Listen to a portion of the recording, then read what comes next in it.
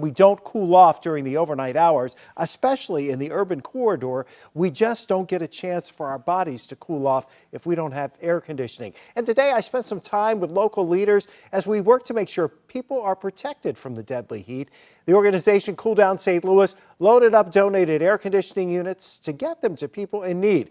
Now our Ryan Henson was out there as well, and he's live right now outside Ameren headquarters, one of the groups helping with today's cool down efforts. And Scott's being a little bit shy. He was playing a big hand helping out move a lot of those air conditioning units, 850 to be exact, donated by Ameren. And Ameren also donated $200,000 to help with efforts to keep St. Louis families cool. But like organizers and leaders say, it really is going to take the entire city to chip in to make sure we beat the heat. A St. Louis summer tradition, Cool Down St. Louis. It is all about neighbors helping neighbors. Today we are excited to announce that Ameren, Missouri is donating 850 energy-efficient window air conditioners. Those units will go to elderly or physically disabled St. Louisans. Ameren also chipping in $200,000 to help keep costs low for struggling St. Louis families running their AC units. And it also shows how St. Louis can come together. It's one of the great things about our philanthropic efforts in our city. 5 on Your Side's Chief Meteorologist Scott Connell gave a helping hand at the 17th annual event.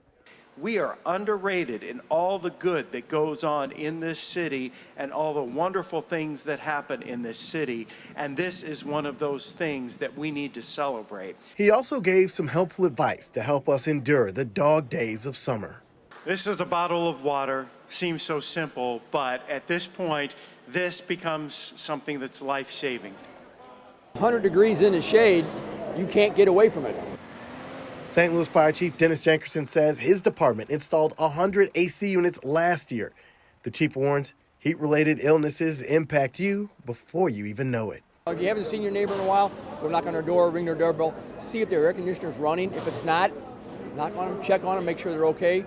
Reach out and touch them, feel their skin, make sure they're not overheated, because the seniors don't really realize how hot they've gotten.